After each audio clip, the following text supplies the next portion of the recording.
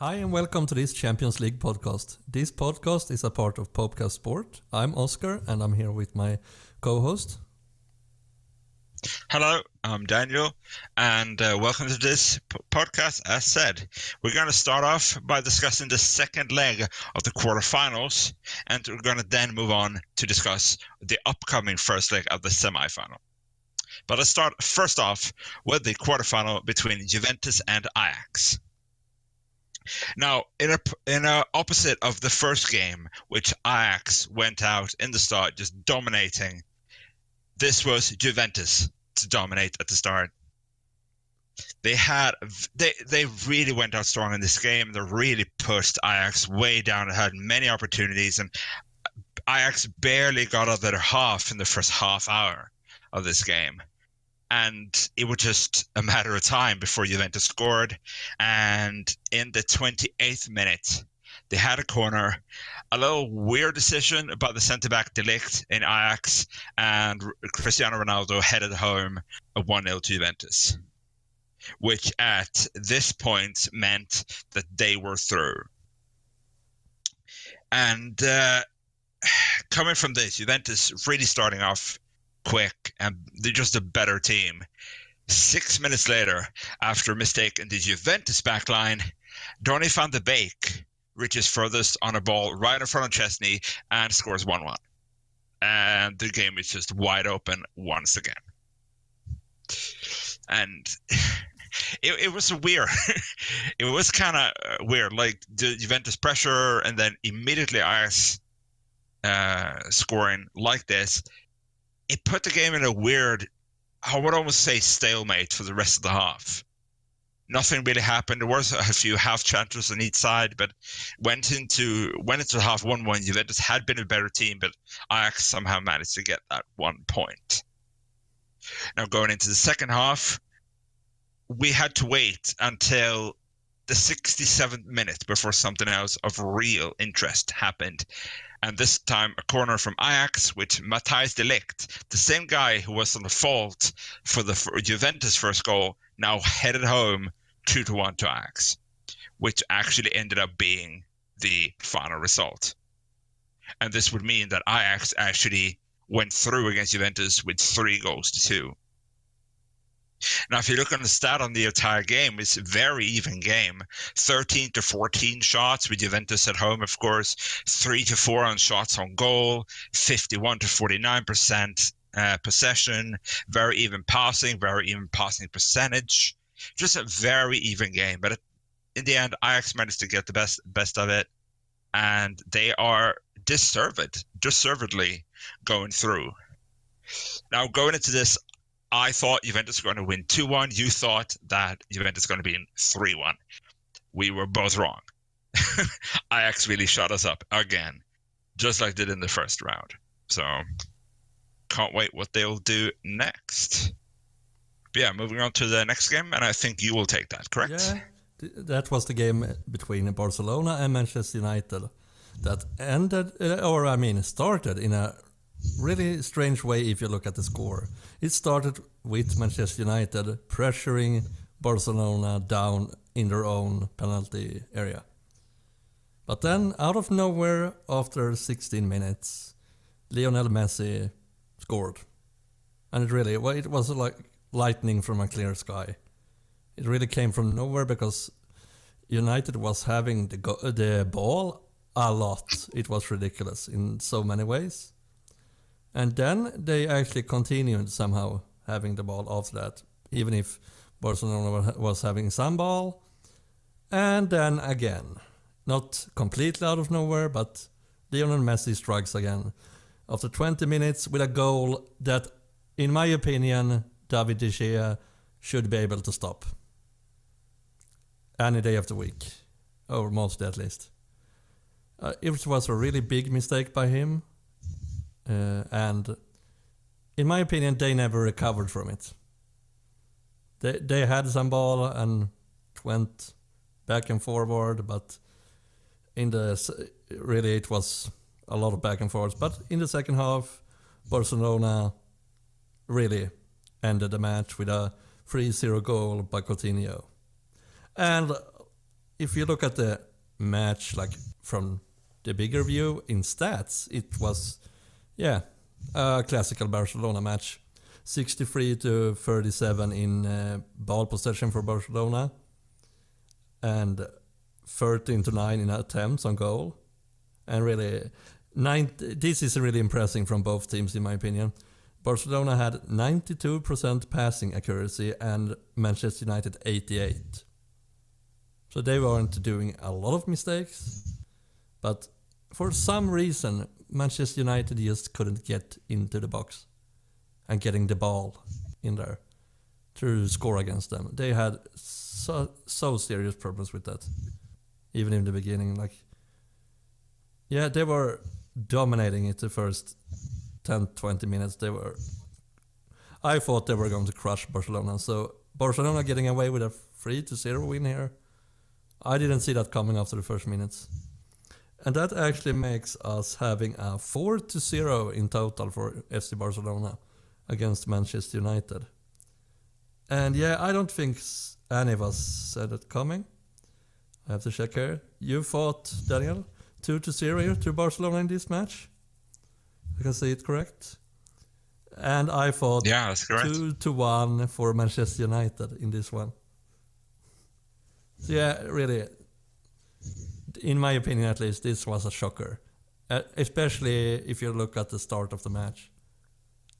I was amazed how good Manchester United was in the first minutes. Then, Lionel Messi comes out of nowhere and changes the whole match for Barcelona's favor, as he has done so many times before in a lot of matches. But really, it was an exciting match for a half or something. Then it just died in a lot of ways. Manchester United came back attacking, but they couldn't do anything. That ended really bad for them. Surprisingly bad. Maybe you could have seen Barcelona winning, but still. Because they have recovered from a lot of losses before in the first match, but this was the second one, and they didn't bounce back this time. Moving on to the next match. Yes, and there we have FC Porto versus Liverpool. Now, coming into this game, Porto knew they had a 2-0 against them, and they knew they had to come out and need to do a really good game in order to be able to move on to the semi-final. And that's exactly what they did. They flew out of the gates in this game. They pressured Liverpool so hard. I believe in the end they had 13 shots before Liverpool had their first. Still nil at the time, but then their first shot, Liverpool, came in the 26th minute, and that turned also out to be 1-0 on a very tight offside call. It was not offside, but it needed VAR to make sure that it wasn't, and it was just on the line. But 1-0 stood, and it was almost like that. For the next 19 minutes of the first half, plus extra time, or added time, should I say, it literally feels like the air got out of the Porto players. That 1-0 on Liverpool's first shot, they didn't really trouble for the rest of that first half. But then they gathered up again going into the second half, and once again, they came out firing. They tried to get that leveling goal to make it at least a battle. And they tried really hard, but Liverpool started to slowly come into the game. 65th minute, Salah makes it 2-0. 3 minutes later, Eder Militao, which I would say was Porto's best player of the night, scored 2-1 from a corner. Eder Militao is actually moving to Real Madrid, I believe, in the summer, and he really showed prominence of being good enough to play for a team like Real Madrid. So I'll be excited to see what there happens. Moving on, we got 9 minutes later, Firmino coming on for Origi. I believe it was in halftime or slightly after. They started Origi in this game instead of Firmino, and he was all right, but not much more. Firmino scored 3-1. And 7 minutes later, Virgil van Dijk scored the last goal of the game, 4-1 to Liverpool. Now, looking at the stats, even at the end of the game, we have 19 shots versus 13 for Liverpool. But remember that the first 26 minutes of the game, it was 13-0. So after that, it was definitely Liverpool's game. But yeah, Porto really gave it a run for their money. They also won the shot on goal with 8-5. They slightly had more possession. They did just 9 more passes. They both had around 75% passing percentage. And it was an even game anywhere else but the scoreline. And big kudos to Porto. They made this interesting, but they were just too good. Liverpool were just too good and ended up going through 6-1 against Porto over 2 legs. Now, coming into this game, I thought that Liverpool was going to win by 2-1. You thought of a 1-1 draw. I was, again, a little bit closer, not by much. But, yeah, I would say that the better team won. Again, Liverpool deserved to go through. But Porto has done an amazing competition so far. And, yeah, I'm glad to have watched them. But now, let's move on to the last game of the quarterfinals. Yeah, and I want to dub this one the crazy match between Manchester City and Tottenham. Try to follow this now in minutes. After 4 minutes already, we have Raheem Sterling scoring 1-0. After 7 minutes, we have Son in Tottenham scoring 1-1. And it just keeps on going. And after 10 minutes, we have Son scoring again for 2-1 Tottenham. And after 11 minutes, we have Bernardo Silva making it 2-2. And after 21 minutes, we have Sterling making it 3-2 Manchester City. So this match moved really back and forwards for the first minutes. It was crazy. And I'm not sure, but they were talking about some goal record there in those minutes. Like 3-2 to Manchester City in that match after 21 minutes. That's just weird. And really, it was just firing in all cylinders. Everything at goal went in to the goal. They didn't miss a shot on those minutes. Everything just went. I believe actually, to just in the flick here, that the old record of 5 goals quickest in a Champions League game was scored after 24 minutes. I believe it was Dortmund versus Malaga, something like that. Yeah. But moving on. That was amazing in that way. And maybe not amazing if you're a defender or if you're a goalie, especially. And if you're a manager, I think they hated it in one way, but as a support, maybe not as a supporter either, but as a watcher of the game, it was so weird to see every chance just went in. But then it calmed down for some time. Manchester City was slightly better in the game, I have to say that. And the first half just continued without goals. But in the second half, Sergio Aguero finally scored 4-2 for Manchester City. And they were thinking, we're through in this almost relaxing. Like, they still control the match, but Tottenham is really dangerous when they get a chance. And after 73 minutes, Llorente scored for Tottenham, making it 4-3 in the match. And then, was it 2 or 3 minutes left, I think, if I'm not mistaken? Or how many minutes were something in the end there? Something like that, yeah. Then we had a really interesting situation that is totally right from the war. They were taking the ball from Tottenham pretty high up, if I'm not totally mistaken. Where it actually went on a City player from a Tottenham player passing it. And they got a goal disallowed for offside. That was totally correct, but nobody in the stadium saw it. Not the referee or anyone saw it.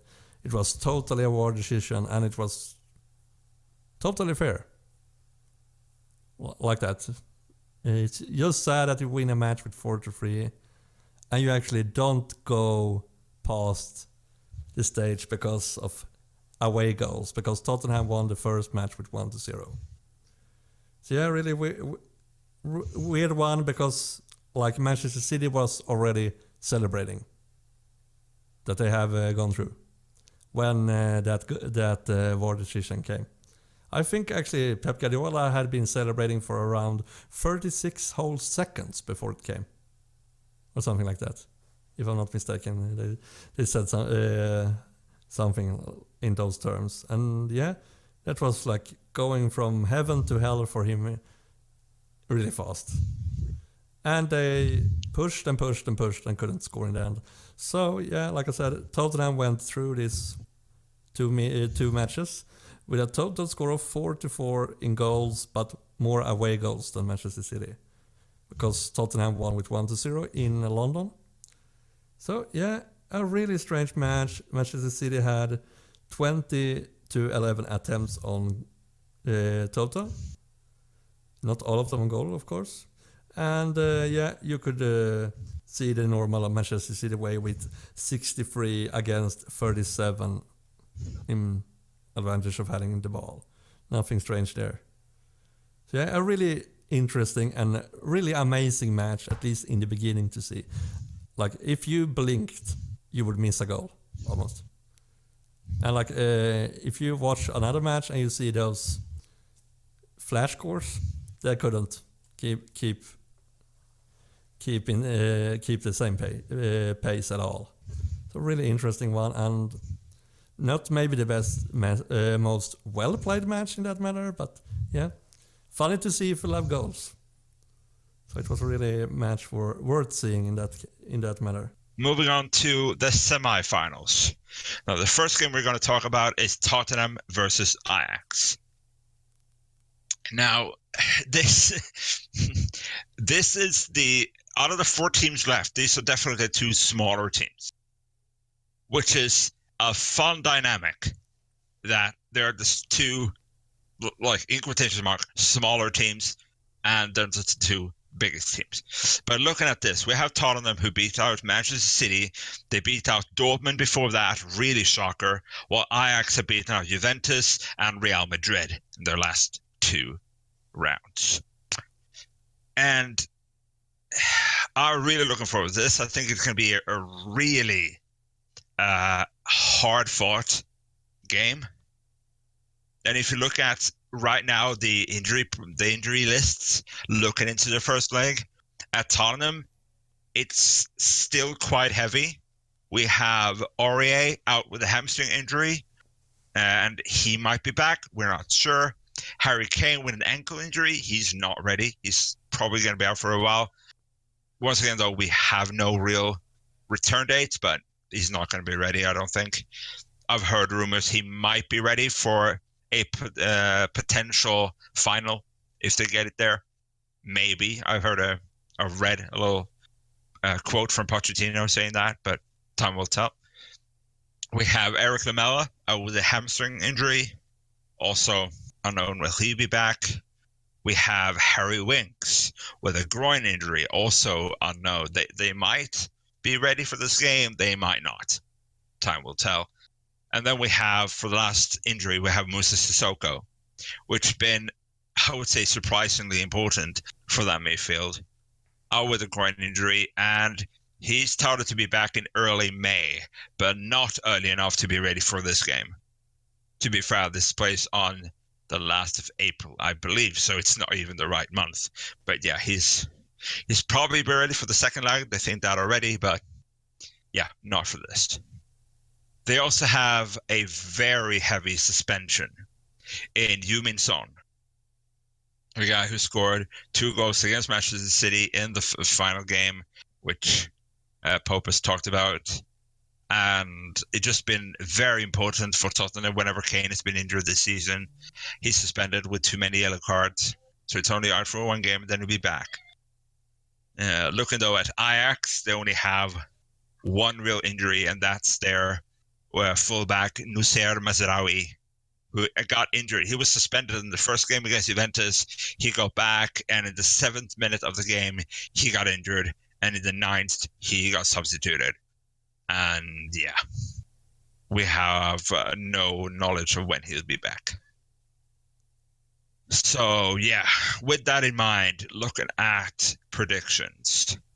Now, I'm going to go with a 2-1 Ajax win. Without Kane, without Son, I think it's going to be very hard for Tottenham to score. But what do you think before we talk more about that? Yeah, I'm going even crazier, if you call it that. I'm going with a 3-1 Ajax win. You think even more goals? Yeah. Against Yuri and his backline? Yeah, I really think this is their chance to get those goals and everything. And yeah, true. Sissoko missing wings, They don't have a very strong midfield right now, Tottenham. So missing them players is actually going to be heavy. But who do you think will score the goal? If say Harry Kane won't be there, Son, which often scores goal in his absence, who do you think will score Tottenham's goal? I'm going for the guy who was amazing against Dortmund, Vertonghen. The centre-back turned goal scorer. Yeah, I'm going for him. With a headed goal. Just to make it fun. Yeah. I actually went, in my mind, I either think Llorente, says he's going to probably play up top in this game, or that's at least my thought about it. Or maybe Dele Alli, since he seems to be back and fit for fight. Either of them, I think, will score. But yeah, I agree. Looking at what Ajax did to Real Madrid, did with Juventus, I don't think Tottenham has any dreams of being able to contain that attacking, even though their defense was really strong in the first game against Manchester City at home. I just don't think their defense and midfield is going to be strong enough. This is Ajax's chance in 2 ways. This is an away match. It's a lot of players gone for Tottenham. And those away goals are so important. You can never say that too much, that the away goals are so damn important, because they count the most in one way.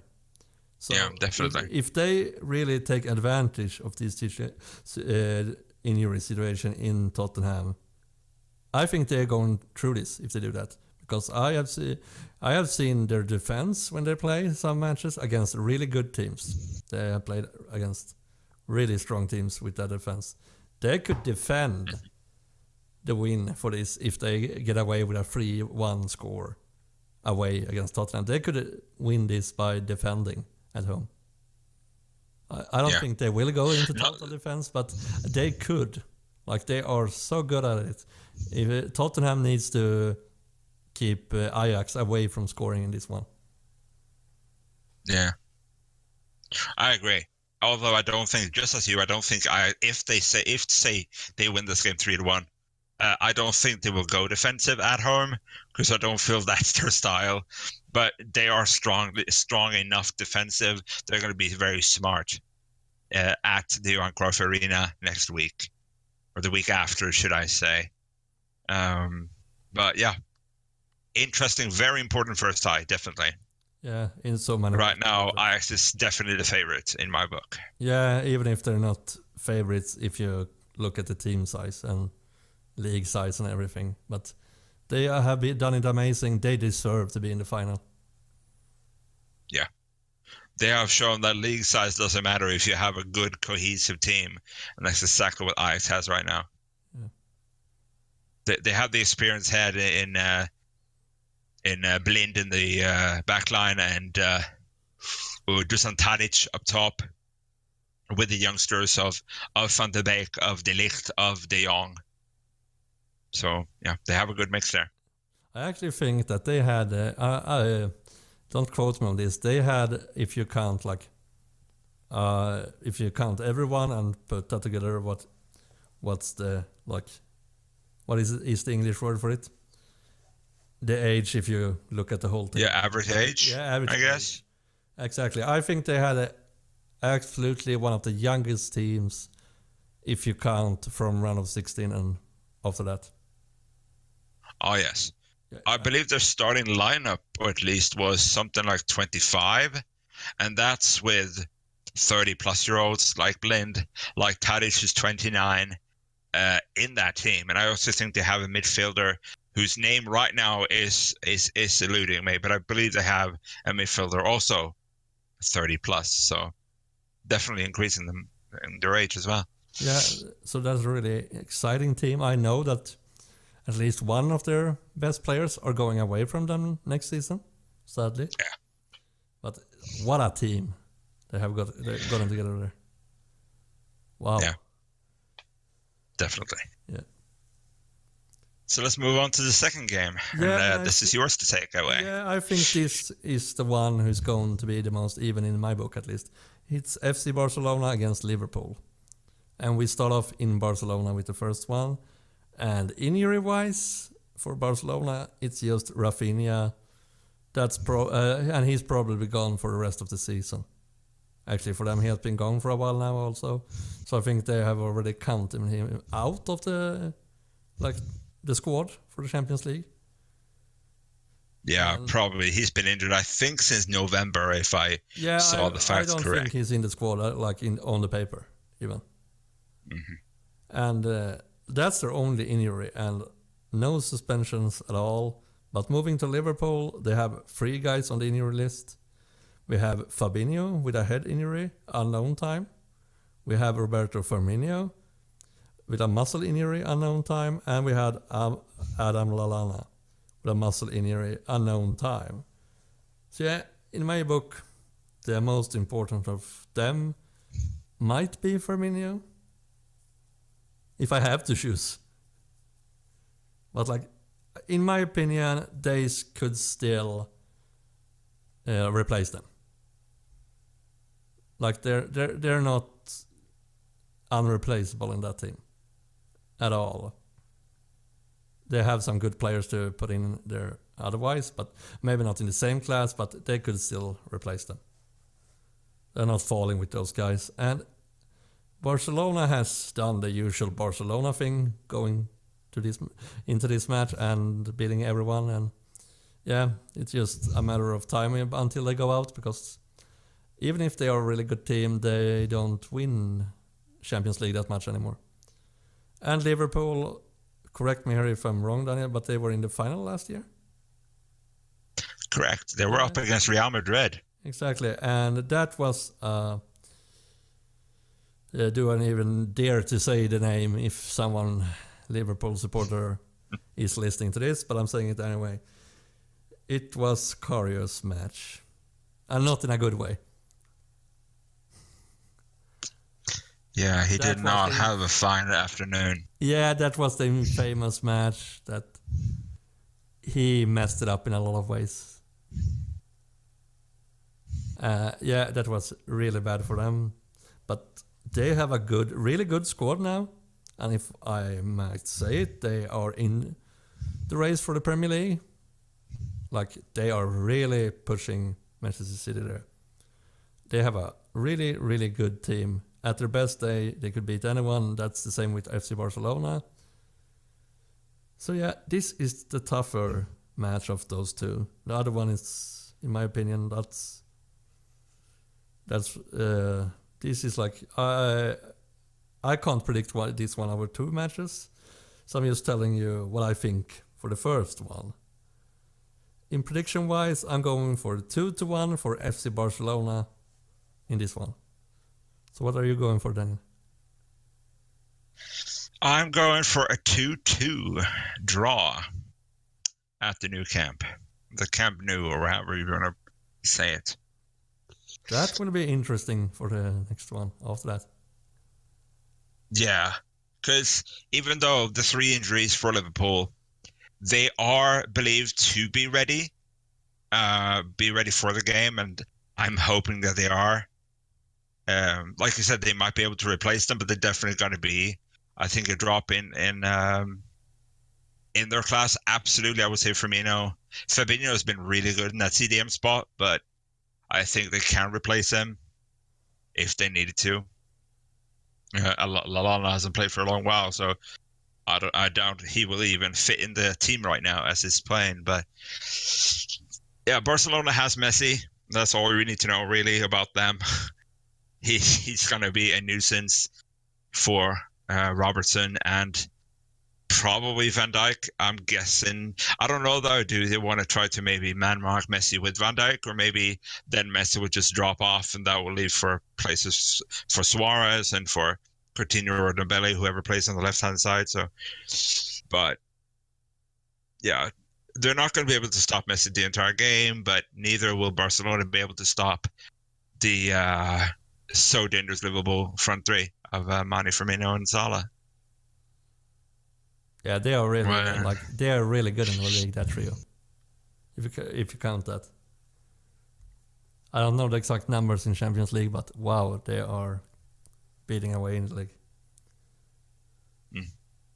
So yeah, that would be a really. And the fact that you can block out one of those three, and the other two will just work together and score.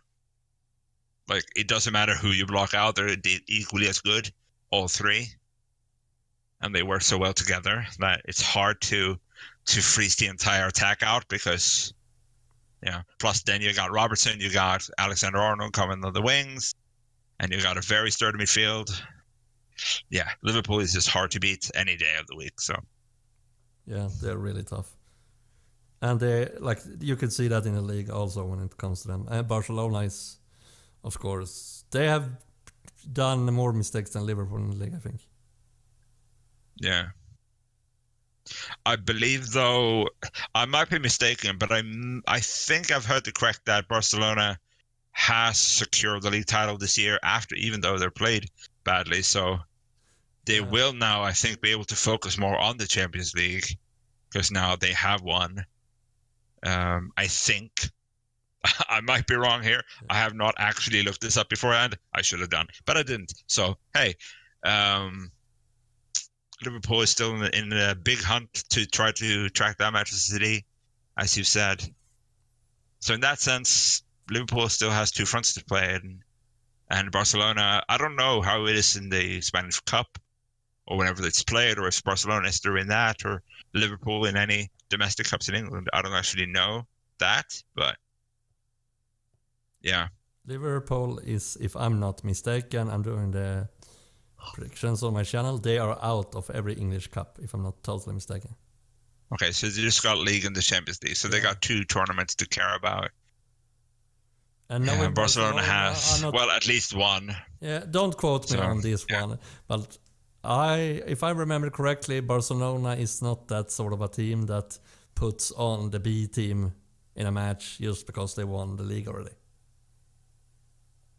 No, but I mean, they don't have to focus as hard, so they can make sure their first full team is rested for an important Champions League team clash. So they're not going to pull the full. They're not going to play the full B team. Yeah. They're going to make sure that all the players that need rest gets it.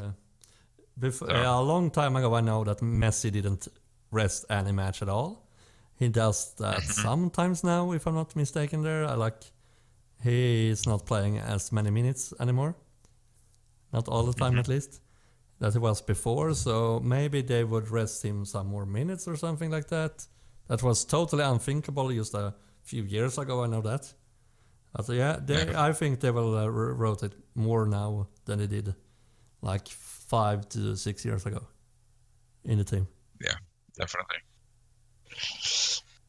This is definitely going to be an interesting game. Yeah, both are in a lot of ways. If you try to move past the fact that it's a little Ajax nowadays is much smaller than they were a lot of years ago. Yeah, definitely. But I mean, how small can they be when they made it to the Champions League or semi-final of the Champions League? Sorry, I said it in the wrong way there.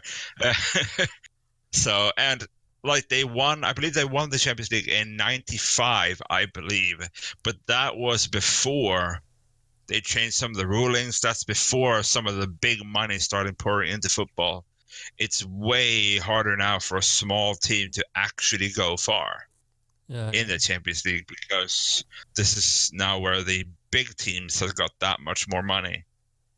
So even in this sense, it's actually, this might be a slightly controversial saying, but they have almost like equaled just making it to the semifinal of the 2019 Champions League or the 18-19 Champions League is equally as big of a occasion, or whatever you can say, as their win in 95. Yeah. And in many ways, you can almost see them as the favorites going into the game against Tottenham because of how well they've been playing. So, and the funny thing is, in my opinion, they actually had the worst way here. Like they have faced the worst opposition. Like if you look at what every team has faced this far, they have been the one taking the biggest teams against them. Yeah. No easy match at all, if I'm not mistaken, from the round of 16 to now. Yeah. I would say Tottenham is quite close with Dortmund. We thought they would be better than they turned out to be, but I would still rate them as very, very highly as a team. Yeah. But yeah, they're definitely the number two in my book. Every time we have had this discussion, we have been just like, oh, poor Ajax almost. Yeah. Like, why are they doing all these things? Yeah. I remember before we started, or right when the round of 16 was, right when we saw the draw for the first time, it's like, oh, great, this is Ajax, big year. They have this amazing group of young talent, and they get Real Madrid in the round of 16. Like, wow, great. This was a big year, and here comes the last 3 years winners. They're going to beat them out instantly. And then they got past that, and there's like, okay, yeah, but now they got Juventus with Cristiano Ronaldo, which moved there, and Juventus is completely steamrolling Serie A, and like, yeah, they're going to go out now, and they didn't. So, yeah, what a team! Even if they don't win, they're like the moral champions in that way. Like, wow. Yeah, and the fun thing is they have not played boring, safe football to get here. They played some of the most offensive, most enjoyable football in the entire Champions League knockout so far. So, I mean, they really deserve being here because they have outplayed. They outplayed Juventus. It wasn't a fluke that they went through. They actually deserved it in both times. Yeah. And that was amazing. And we have been predicting them out and out and out and out. This is actually, I think this is the first time we actually predict them to do it. Yeah. And then probably just to be commentators cursed, they're not going to go out. But and they will I hope they won't. Because, yeah, exactly. They're kind of like, why did you say it? Yeah. But yeah, I can't wait. This is going to be so fun. Jumping in the sofa on Tuesday and Wednesday night. Just, enjoying these games. Yeah, this will be amazing. In a lot of ways. And I can't wait, to see who goes to the final. Yeah. I'm a little bit sad that Porto went out. It would be really funny to have Ajax against Porto in the final. Who could have imagined that? Yeah, that would be two small teams against each other. That would be the ultimate head scratcher. What happened to the big teams? Yeah, exactly. Champions League round. But yeah, sadly, not this time. Yeah, but Porto really impressed me anyway. Going to the quarterfinals for a team like Porto, good job. Yeah, definitely. And they come up against a really strong team in Liverpool, and they tried. They weren't quite good enough. Yeah, I was even shocked that when they were beating Roma, if I'm correct. Yep. Yeah, I was shocked there. I thought Roma could do that. Yeah, we both thought that. Yeah. So they are going against us at every turn. So sorry, Ajax, if you get knocked out because we predicted that they were going to win. But yeah. You're playing way too good to not say that you're going to win. Not that Tottenham has played bad, but yeah, losing those players, that's just too much. Yeah, that's what we think, but that's also what we thought going into the Dortmund game, and look how wrong we was then. So yeah, football is played on grass, not paper, and exactly. I've said that before, and I'm probably going to say it again. It's one of my favorite sayings when it comes to football. Yeah, because you can sit here like we're doing. We can look at stats, we can look on injury list, we can look on form, we can look on players, everything we want, but in the end, it's on grass, and anything can happen. exactly. Like So even one wrong bounce. That's why we keep coming back. Yeah, Yeah. Even if one wrong bounce somewhere on the field could completely change a match. Yeah. Like it's amazing in that way. Agreed. Yeah. So yeah, we have talked about every match now, and we have also done our predictions for the first leg in the semifinals at least, where we will be back for the second leg also, and we'll do a recap of the first matches, how they went, and of course talk about what we think for the next one. But that will be after these matches has already been played. So I hope you liked listening to us rambling about Champions League. So, and yeah, I really like doing this podcast, and we will continue all the way through the Champions League. So yeah, thank you from me and Daniel, and like I said, I hope you enjoyed it. That's all for us for this time. Bye. Bye.